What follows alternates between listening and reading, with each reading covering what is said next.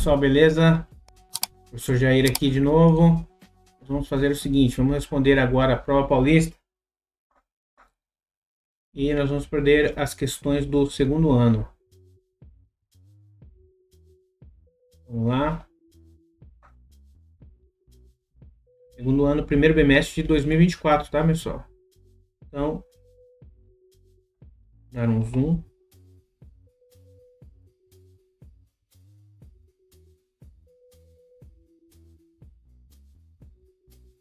Certo. As questões aqui do segundo ano têm a ver com radioatividade, tá? Principalmente. Então, vamos dar continuidade. Questão de número 26. Atenção, este item apresenta mais de uma resposta correta, que deverão ser assinaladas. Bom, se apresenta mais de uma resposta correta, então vamos ver quais são. Leia o texto e responda a questão. A radioatividade é essencial em várias áreas da vida cotidiana, incluindo medicina, energia e indústria.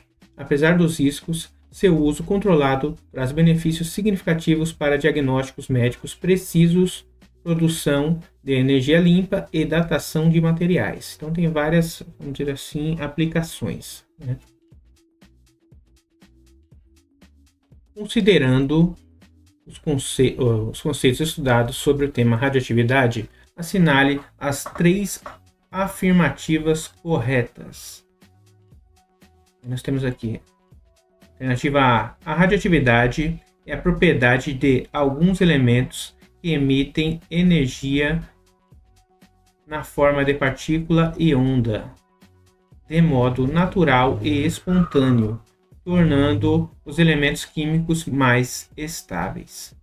Então, a radioatividade está correto. É a propriedade onde ele emite energia de forma espontânea. Não precisa nada para ele começar a emitir. Justamente pela instabilidade que ele emite radiação. Para adquirir a estabilidade necessária. Aí a primeira está correta, meus queridos. Vamos marcar aqui. Vamos lá, deixa eu ver. Isso. Então, primeiro está correta. Nossa, que letra horrível. Vamos para a segunda. Exemplos comuns de radiação ionizante incluem partículas alfa, partículas beta, raios X e raios gama. Corretos também. Exemplos comuns de radiação ionizante. O que é radiação ionizante? É que ela, ao incidir sobre os átomos, né, ela arranca elétrons ionizando esses átomos, né? Então, a B também está correta. Não é toda a radiação que é ionizante, mas essa radiação nuclear sim, tá? Nossa, que coisa horrível. Vou ver aqui.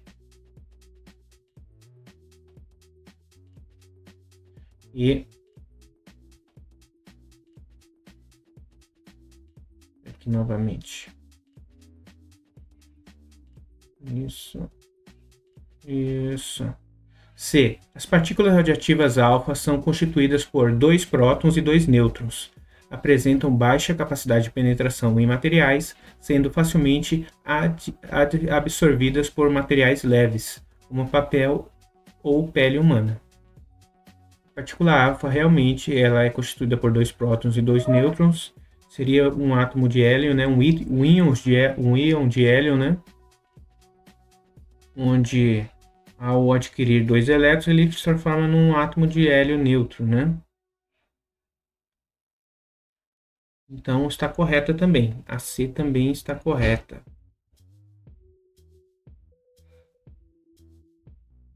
Para D.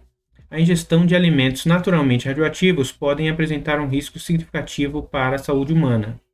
Sim, pois mesmo em pequenas quantidades, a exposição contínua à radiação pode causar danos ao DNA e aumentar o risco de câncer ao longo do tempo. Então, a ingestão de alimentos naturalmente radioativos. Essa radiação depende do tipo de radiação. Por exemplo, seres vivos, alimentos também, né? Possuem carbono 14, que tem a radiação, né? Mas não é a radiação ionizante ou essa radiação prejudicial, né? Então, essa aqui não necessariamente está correta, tá? Essa aqui, ela está, vamos dizer assim, incorreta, mas com adendos, né? Com algumas ressalvas. Alternativa E, radiações não ionizantes têm alta energia.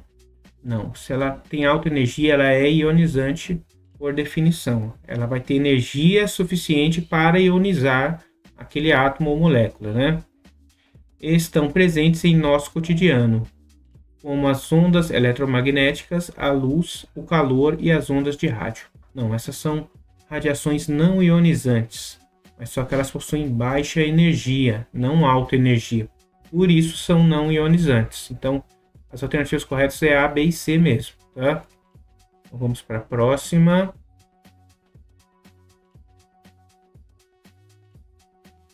Isso, meus queridinhos. Uma placa de vídeo nova. Questão 27. Leia o texto e responda à questão. Em um laboratório, o cientista Dr. Marcos Pena pesquisava sobre a complexidade do decaimento radioativo. O cientista escolheu como objeto de estudo de suas experiências um elemento radioativo com um tempo de meia-vida de 10 dias. Tempo de meia-vida, meus queridos, é o tempo que o elemento radioativo ali, a amostra radioativa, ela decai metade da massa dela em radioatividade, tá? Metade da massa dela deixa de ser radioativa. Então, cada elemento radioativo vai ter um tempo de meia-vida, tá? E no caso desse elemento é de 10 dias. E o tempo necessário para que os núcleos radioativos presentes em uma amostra sofram um decaimento radioativo pela metade, aqui, como ele diz, né? Dr. Marcos Pena começou seu estudo com uma amostra inicial de 100 gramas deste elemento, qual a massa radioativa em gramas que restará após 20 dias. Então, é o seguinte, olha. Nós temos aqui 100 gramas. 100 gramas. E ele tem um tempo de meia-vida de 10 dias. Então, o dia 0, ele tem 100 gramas. Depois de 10 dias, ele vai ter a metade disso aqui. Ele vai ter 50 gramas.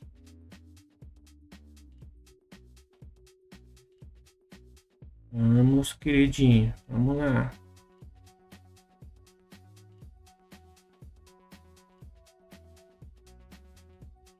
Nossa, olha, coisa horrível. Ele vai ter 50 gramas. E depois de 20 dias, ele vai ter 25 gramas. Então aqui eu tenho um tempo de meia-vida,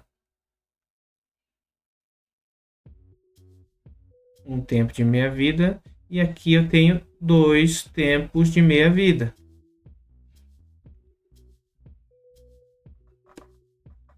Então depois de 2 tempos de meia-vida, depois de 20 dias,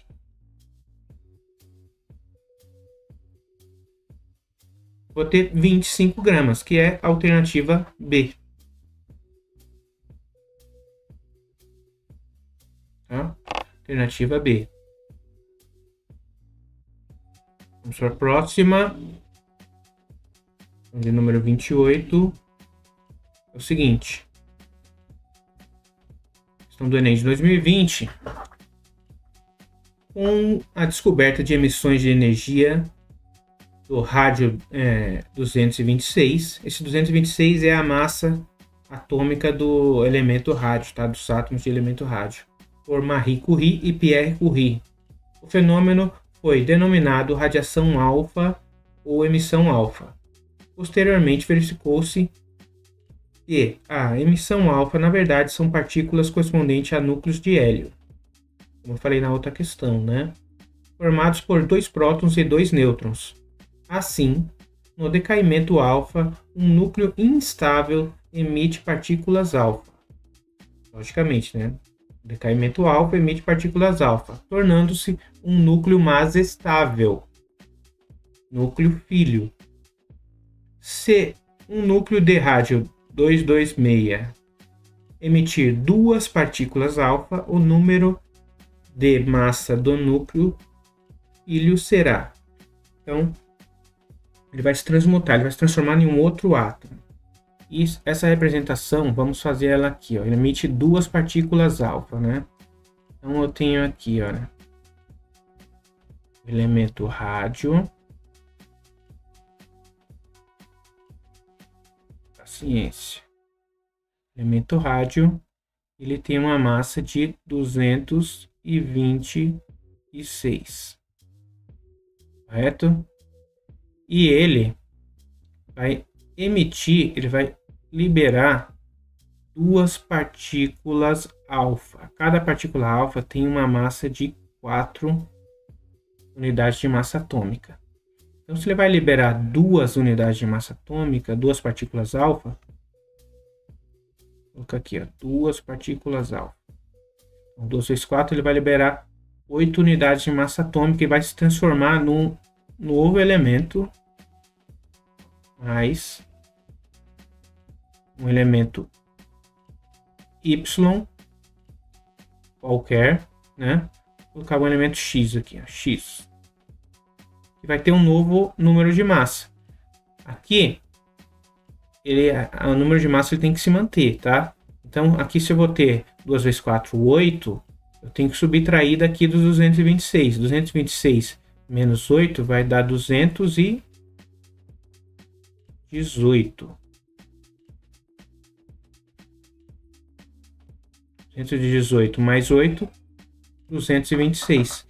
Então, esse novo elemento aqui, depois de 2 decaimentos de partículas alfa aqui do rádio 226, vai liberar parte da massa atômica dele lá e vai decair e se transformar num elemento novo. Ele não fala qual é e não interessa aqui no momento, de massa 218. Tá? Então aqui é a alternativa E. Alternativa E. Certo? Vamos para a próxima. A próxima tem a ver com equilíbrio químico, olha só. Leia o texto e responda a questão. É sabido que há reações não reversíveis que têm começo, meio e fim. Temos também as reações reversíveis, em que as reações direta e inversa ocorrem simultaneamente. Permanecem a ocorrer em velocidade constante e, quando se igualam, ocorre o que chamamos de equilíbrio químico. Assim, analise os gráficos abaixo e assinale qual está indicando o ponto de equilíbrio químico correto. Beleza. Olha, equilíbrio químico, gente, é quando as velocidades vão se tornar constantes, tá? Em química, velocidade não é espaço sobre tempo, tá? Velocidade é concentração por tempo, concentração das substâncias, que as concentrações vão mudando, né, ao longo do tempo. Então aqui eu tenho a concentração, aqui eu tenho o tempo. O gráfico aí está um pouquinho ruim de enxergar, mas aí eu tenho aqui os reagentes sendo formados, aumentando a quantidade, diminuindo, sendo consumidos, e os produtos sendo formados. Isso em todas elas. Agora o equilíbrio, como eu falei, é quando, aqui ó, equilíbrio químico. Está representado por essa setinha aqui. Mas aqui ela não está em equilíbrio. Tá vendo que ele está mudando as quantidades aqui ainda? Ele só vai começar a estar em equilíbrio aqui, ó.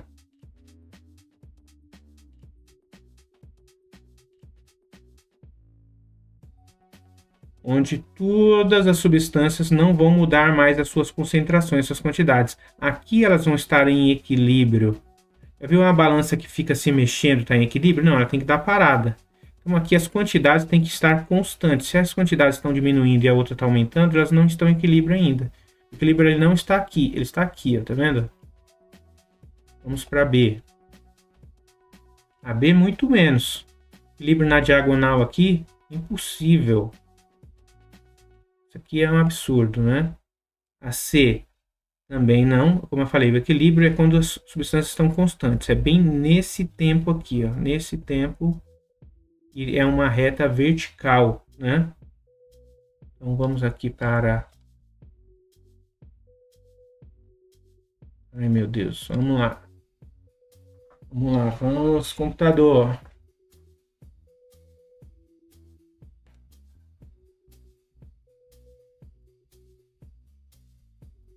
Esperar. Isso. Ó. Aqui sim, ó. Equilíbrio químico. Nesse ponto aqui de tempo, nesse tempo aqui, as quantidades elas se tornam constantes, elas não mudam, elas não nem aumentam nem diminuem, tá vendo? Tanto dos produtos como dos reagentes aqui. Então, a alternativa D está correta. Tá? As outras aqui, a alternativa E, aqui ainda não chegou no equilíbrio. O equilíbrio está aqui, ó. Tá? Então, aqui é a alternativa D.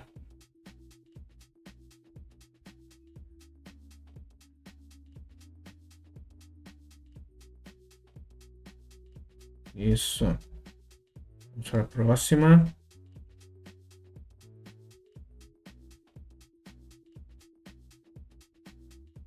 A questão da prova paulista de 2024, meus queridinhos, essa é só começo, primeiro bimestre. Questão de número 30. De número 30. Também de equilíbrio químico, olha só. A velocidade e o equilíbrio das reações podem ser alteradas conforme fatores que influenciam a reação química, sendo necessário, então, entendermos as condições do ambiente. Dessa forma, são destacados 3 exemplos que envolvem algum tipo de perturbação. Aí nós temos 1. O corte de um pedaço grande de batata em pedaços menores para reagir com ácido clorídrico. Aí 2. Em uma reação química, aumentar a concentração do dióxido de carbono dissolvido na água, aumentando a quantidade de gás dissolvido na bebida.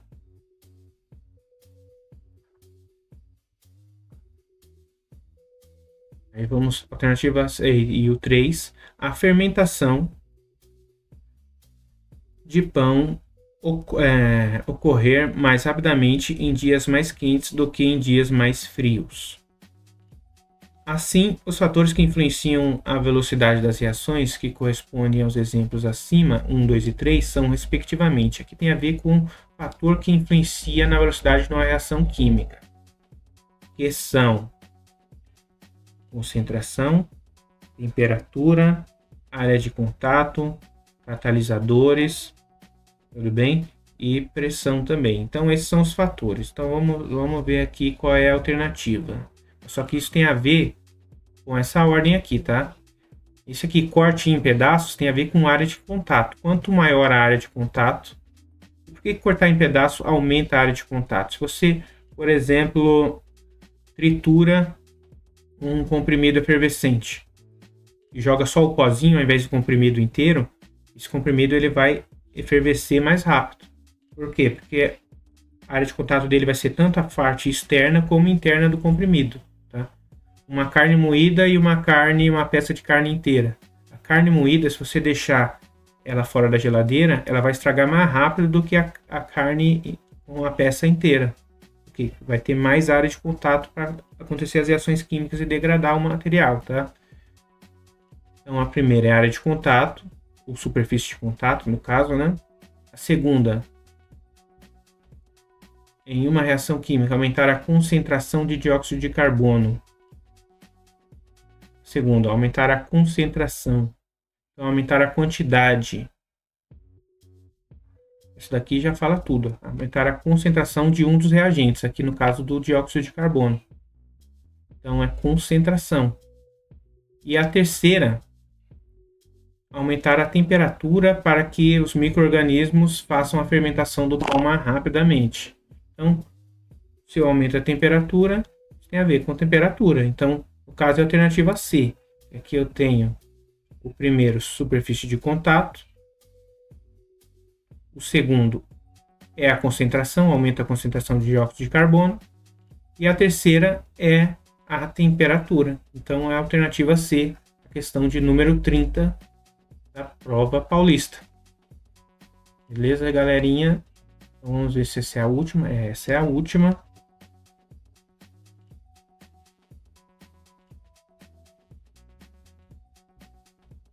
Certo? Essa é a última, você viu? Uma prova bem tranquila. Que teve a ver com equilíbrio químico, fatores que deixam uma reação química mais rápida, mais devagar.